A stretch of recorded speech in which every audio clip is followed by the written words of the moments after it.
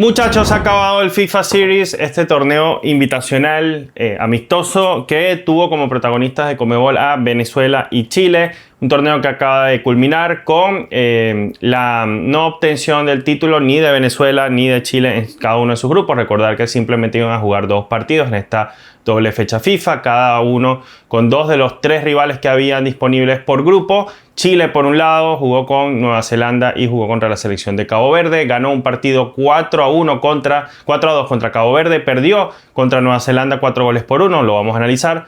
Y Venezuela, que le ganó 4-1 a Trinidad y Tobago y que empata con la selección de Uzbekistán, selección mundialista, al igual que también por el otro lado Cabo Verde y Nueva Zelanda también son selecciones mundialistas a las que se enfrentó Chile. Bueno, Venezuela le empata a Uzbekistán, pero lamentablemente para la Vinotinto cae por penales 5-4.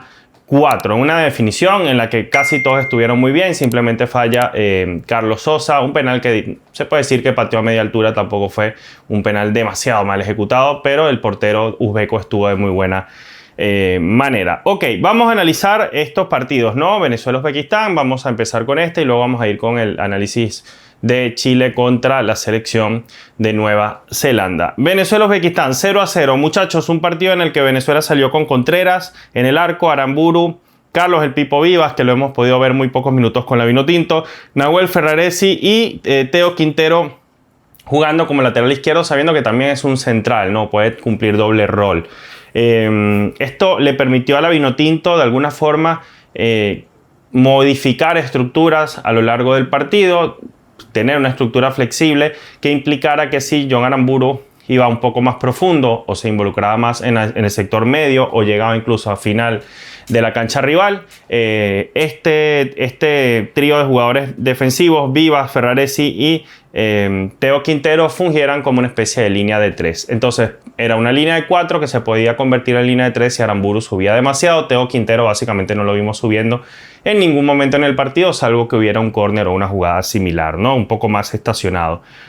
Cristian Cáceres Jr., Telasco Segovia en el mediocampo y luego en mediocampo ofensivo el extremo por derecha fue David Martínez, por izquierda Gleiker Mendoza, en el medio Wickelman Carmona probándolo como enganche tal como se hizo en el primer partido con Keiber La Madrid, y de 9 Jesús Ramírez, ¿no? Que se había pedido que fuera titular en el partido contra Trinidad y Tobago. En esta ocasión pudo ser titular, tuvo algunos puntos a favor en el partido, es decir, algunas cosas que hizo bien el jugador, pero lamentablemente se comió un gol con el arco vacío, podemos decirlo de esa manera, y no aprovecha, que es una de las cosas que mucha gente ha criticado a los delanteros actualmente, no aprovecha la oportunidad de repetir gol con la selección nacional, sin olvidar que en su partido de debut contra Australia fue el que ganó el partido con su propio gol, es decir, debutó en selección con gol, y en el segundo partido contra Canadá estuvo muy cerca estrellando una pelota en el palo, resolviendo de una manera bastante compleja, con un buen recurso. En esta ocasión falla una de las pocas que tuvo, pero se puede decir que tuvo un partido decente. Bueno,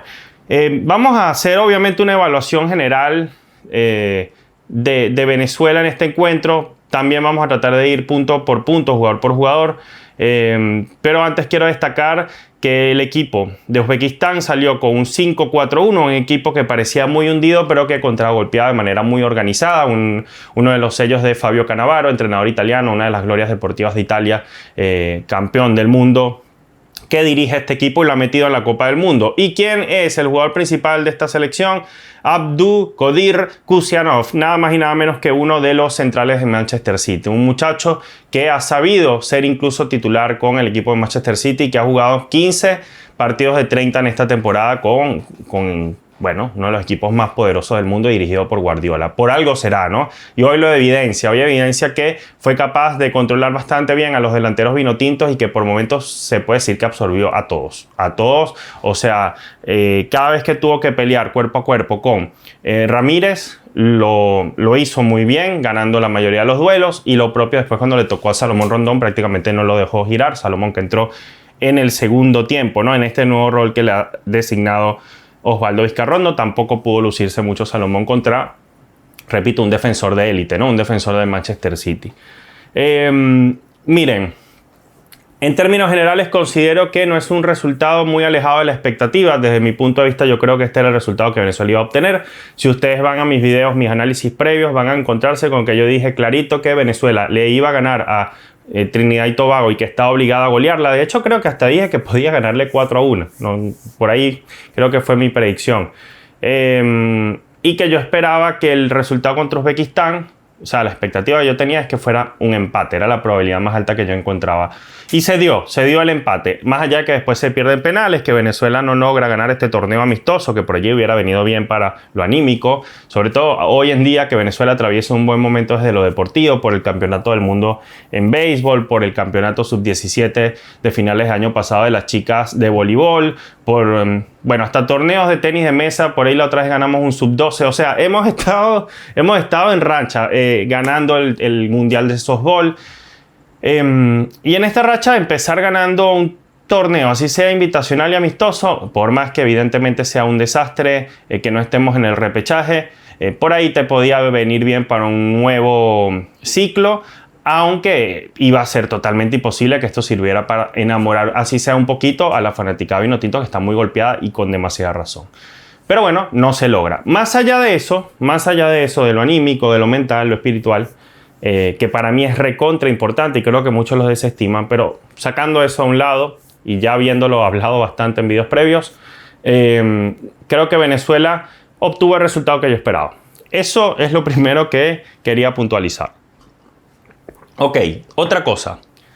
No juega Venezuela el partido que estoy seguro quería Osvaldo Vizcarrondo. O sea, sí juega el partido que Vizcarrondo plasmó o intenta plasmar desde la concepción, lo que intenta originar Osvaldo Vizcarrondo, juntando líneas de pases, circuitos, creando triangulaciones, que los jugadores se entiendan mejor, generar estos famosos sincronismos de los que siempre ha hablado Richard Páez. Es lo que busca Osvaldo Vizcarrondo con esta selección y eso es algo que va a tardar tiempo construir. En esto estamos más que claros, pero estoy seguro que Osvaldo no habrá quedado conforme por la forma en cómo se vio el equipo el día de hoy en este sentido. Es decir, creo que el equipo resuelve para no terminar perdiendo el encuentro. Tiene que participar Contreras con dos atajadas realmente complicadas, que yo no sé en realidad ni siquiera cómo llegan a esos lugares Contreras para atajar algunos balones hoy en día. Creo que está en un muy buen momento. Sufrió por momentos el partido, pero Venezuela, a pesar de que no hizo un mal encuentro, creo que Vizcarrondo por allí cree que se puede ser más preciso con el balón. Estoy seguro que Vizcarrondo entenderá que la selección venezolana, por ejemplo, jugó un partido mucho más eficiente contra Australia y que incluso con posesión de balón, con tenencia, con asociaciones, se vio por momentos incluso mejor contra la selección de Canadá en aquel partido amistoso dirigido por Aristigueta. Ojo que ninguno de los dos, el director técnico directamente fue Osvaldo, fue Fernando Aristigueta, pero era más o menos la misma idea de juego, ¿no? Así que yo siento que eso le puede estar pasando por la cabeza, entender que, mira, este no fue exactamente el partido que yo me imaginé.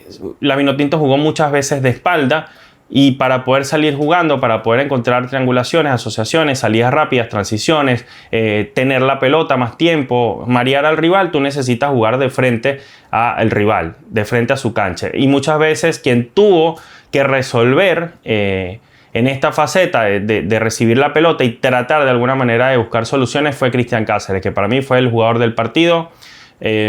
Precisamente por eso, precisamente porque es el jugador que se atrevió a girar y a buscar salida y darle soluciones al equipo y tratar de meter un pase largo, un pase filtrado.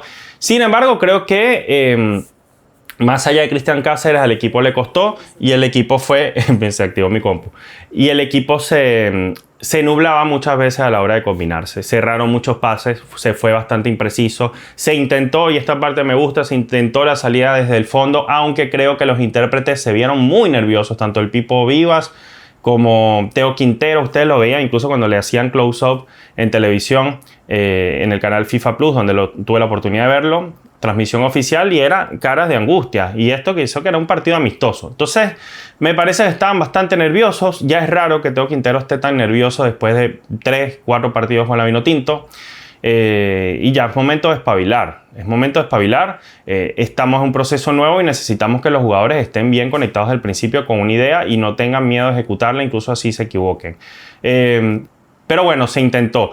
Igual Ferraresi que sí tiene bastante más experiencia y parece que cada vez que juega últimamente con la selección involuciona en su capacidad de resolver, en su capacidad de ser efectivo con pases, con retrocesos, yendo fuerte pero de manera efectiva a la defensa sin cometer faltas. Le ha costado los partidos a Ferraresi últimamente con la selección nacional y creo que esto es algo preocupante porque en teoría debería ser nuestro mejor defensor y necesita ratificarlo, necesita comprobarlo, necesita demostrarle a la gente y a él mismo que, bueno, que va a ser el capitán de esa zona para los próximos años. Si no eleva su nivel puede ser bastante preocupante.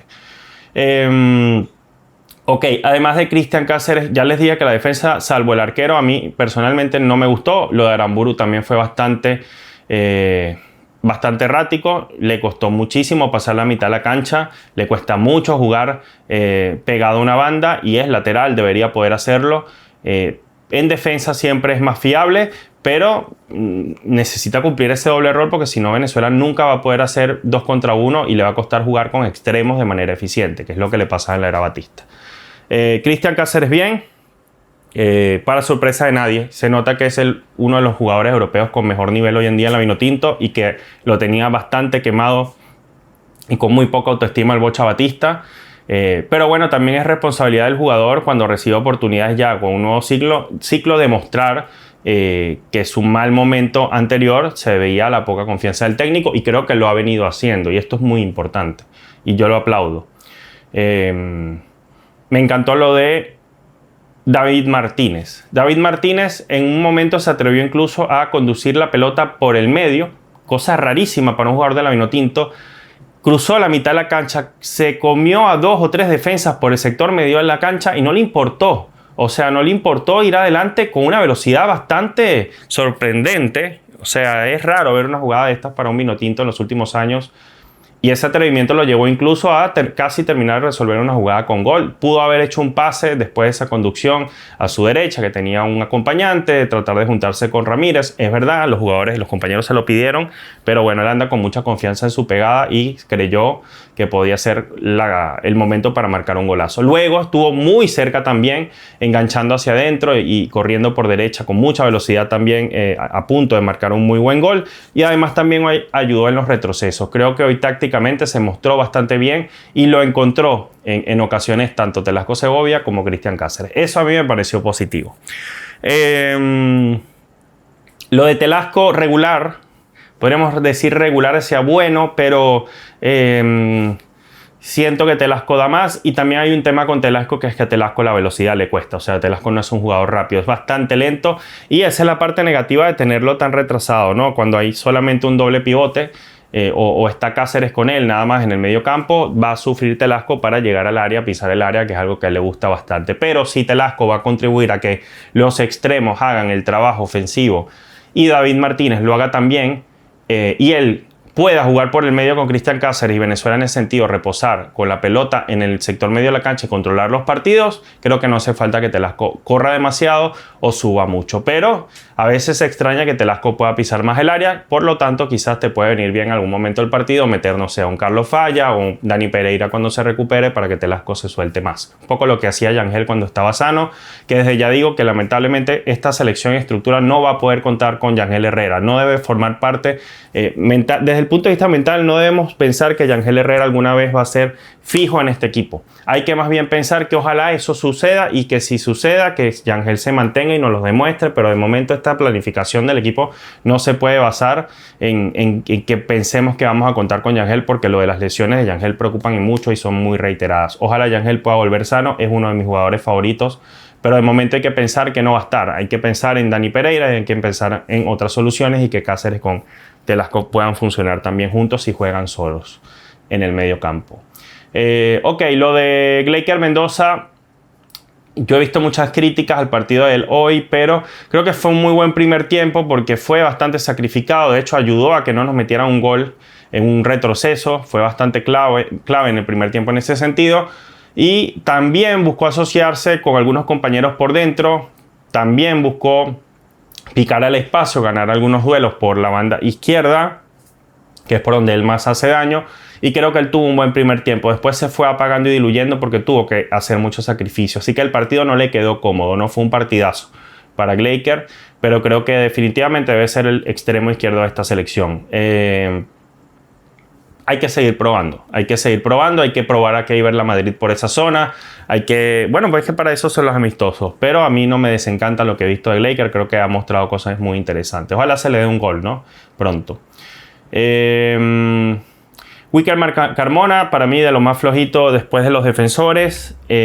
No le quedó cómoda la responsabilidad de ser 10, pero repito, hay que insistir. Tener un solo partido como prueba no debe ser parámetro para ninguno de estos jugadores. Ahora, ya cuando tienen 2, 3, 4, como el caso de Teo Quintero o el caso de, bueno, Ferraresi, que viene mucho tiempo mal, y el propio Aramburu, que ha bajado mucho su nivel con selección, ahí creo que las críticas deben aparecer. Pero con Wickerman, darle apenas un puñado de minutos en un torneo, creo que requiere que pase más tiempo para seguir evaluándolo, ¿no? Y anda bien en la MLS. Y lo propio en la Madrid, hay que verlo por el medio. Hay que seguir probando, muchachos. Hay que seguir probando.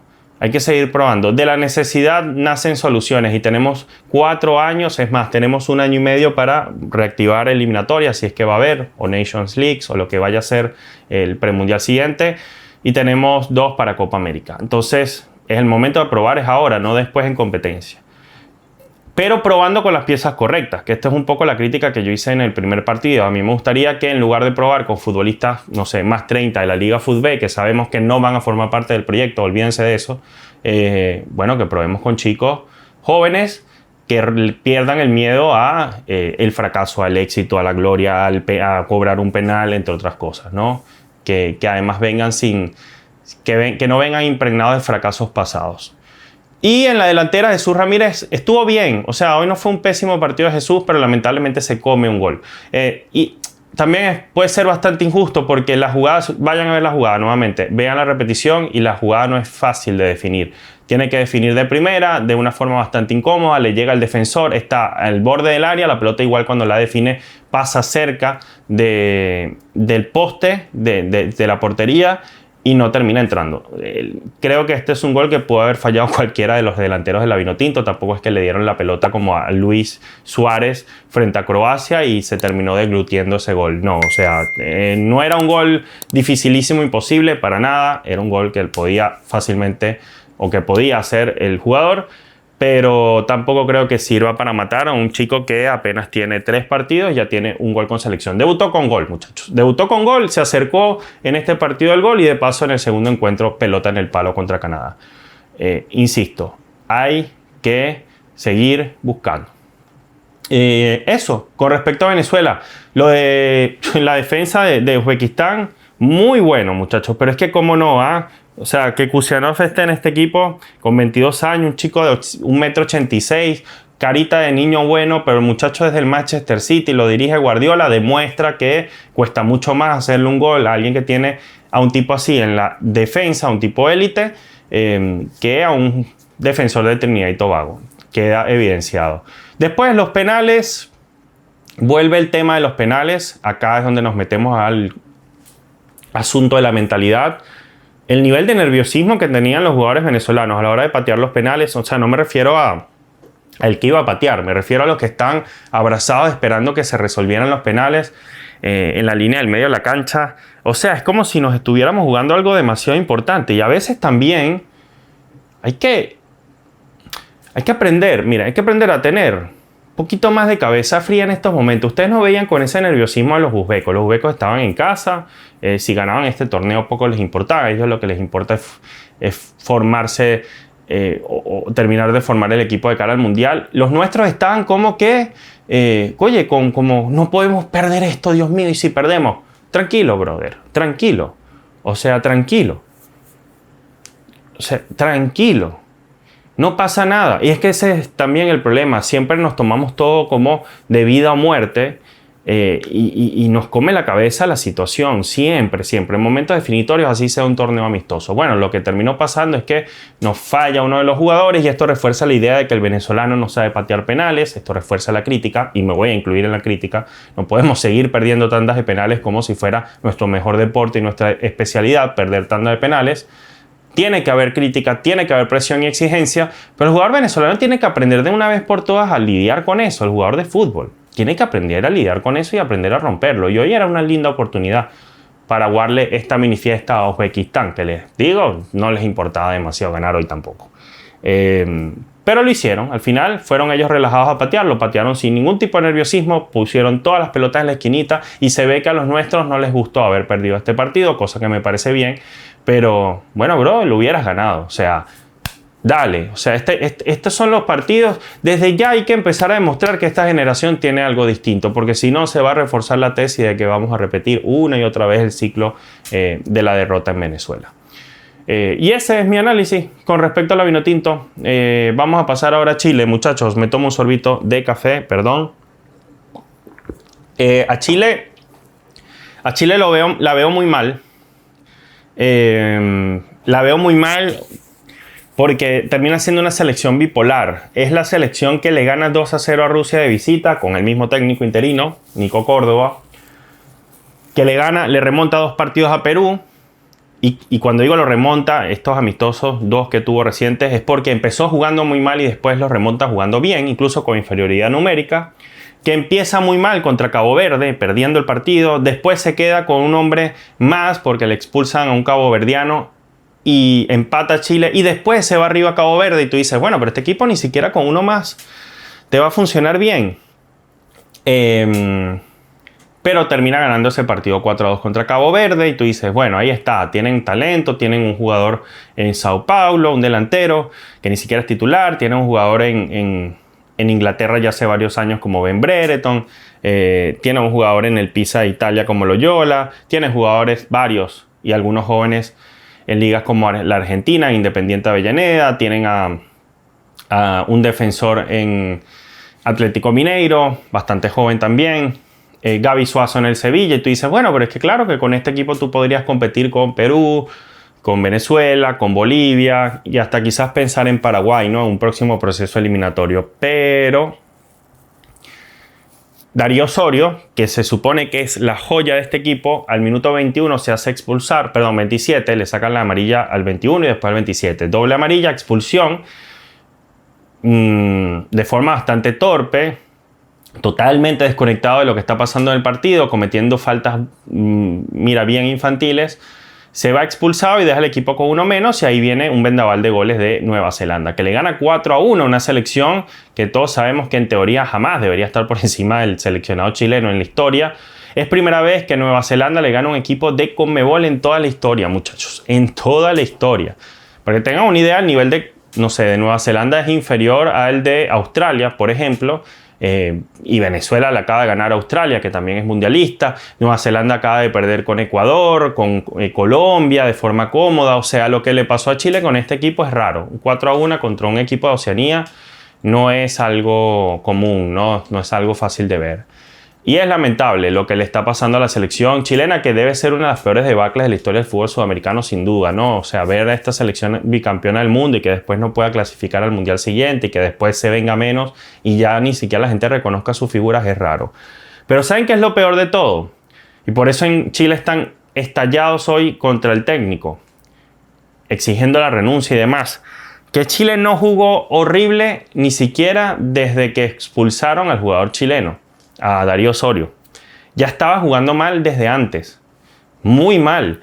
Y lo que yo había notado en ese primer tiempo antes de la expulsión eran cosas como una defensa lenta y espesa, un mediocampo lento y espeso, sin líneas de pase, un Vigorú muy flojo. El arquero que tiene hoy en día Chile es realmente flojo, muy malo en las salidas, por arriba, por abajo, comete errores, comete faltas, penales, no te salva nunca el primer palo. Le hicieron casi todos los goles al primer palo, casi todos. También le pasó contra Cabo Verde, le hicieron goles al primer palo. Yo creo que este arquero no es arquero de selección, perdón, o tiene mucho que mejorar. Además intentaban salir jugando con el arquero y no lograban hacerlo con rapidez, entonces se terminaban comiendo al arquero, se terminaban comiendo al defensor, al lateral. Bueno, luego viene la expulsión de Osorio. Hay mucha imprecisión en los pases de defensa hacia el medio, desde el medio hacia los extremos. Básicamente no hay ningún tipo de conexión y lo que termina Chile es o rifando la pelota, mandando largo o pegándole desde afuera del área. De resto, no tiene forma de llegar al arco rival con claridad. Si no es por los amagues de Lucas Cepeda cuando juega, porque hoy no fue titular, si no es por un disparo de larga distancia de Darío Osorio, que hoy se fue expulsado, si no es por un balón largo a Ben Brereton o a Tapia, Chile no te gana un partido. Chile no te gana un partido. Y como anda tan mal en defensa últimamente, le cuesta sostener resultados con arcos en cero. Miren, la jugada del primer gol, si pueden vayan a revisar acá en YouTube, vayan después de este video, por supuesto, a ver el resumen. Hay una jugada donde están parados como 5 defensores chilenos en el primer palo. El arquero está solo con un jugador de Nueva Zelanda al frente. De este lado, repito, el primer palo, unos 5 jugadores chilenos amontonados. Yo no sé a quién estaban marcando. No sé si estaban marcando el primer palo, porque les parecía un peligro el primer poste. 5 jugadores. El arquero totalmente desguarnecido frente a un rival que le podía rematar a mansalva. Y había 4 jugadores de Nueva Zelanda totalmente solos en el segundo palo. Y creo que contra un solo jugador chileno que estaba cubriendo el segundo palo. Rarísimo. Y eso habla de una falta de trabajo, perdón. Y si se está trabajando, entonces hay un tema aquí de falta de conceptos o exigencia. A mí me da la sensación que la química entre el seleccionado chileno y Córdoba no es muy alta. Y lo he notado en ruedas de prensa. No estoy hablando que le pase quizás lo que le pasó a Uruguay con Bielsa, pero yo no sé si Córdoba está muy contento de estar hoy en la selección chilena. Y capaz Chile tiene que buscarse otro técnico. Porque si no, bueno, va a seguir dándose golpes proceso tras proceso. Y Venezuela, y ya con esto cierro, que tiene un técnico nuevo, que tiene un técnico talentoso, que tiene un técnico que esperanza por su proyecto, creo que tampoco debe soltar bajo ninguna circunstancia la vigilancia. Los comunicadores, los creadores de contenido, los hinchas, deben entender que no nos puede volver a pasar un 6-3 en el partido aquel infame contra Colombia Maturín. Mucha gente está llamando a pasar la página. Yo creo que tú en la vida no... Si algo debes hacer es aprender del pasado para no cometer esos mismos errores en el futuro. Eso no significa que tú te vas a estancar. Significa que a veces hay que dar un paso atrás para pegar un salto. Y esto es lo que se ha hecho con este entrenador, Osvaldo Vizcarrondo, que viene con un proyecto interesante, pero que requiere que hagamos análisis crítico serio, porque es un tipo que recibe muy bien la crítica, y que lo hagamos de forma constructiva para que él pueda retroalimentarse. De nada sirve que en este preciso momento estemos diciendo que ni con el pétalo de una rosa a los jugadores ni al técnico, porque créanme que eso no ayuda, eso no permite progresar, eso no genera presión. Véanse en el espejo, repito, a la selección de béisbol, que bastante crítica recibió el entrenador durante la Copa del Mundo y los jugadores, y miren cómo callaron muchísimas bocas y se hicieron campeones del mundo. Yo no espero menos de mi selección amada, la Vinotinto. Y bueno, Chile a seguir trabajando, que bueno, todavía falta para el próximo Mundial. Vamos a ver qué pasa. Nos vemos próximamente, con un buen café. Chao.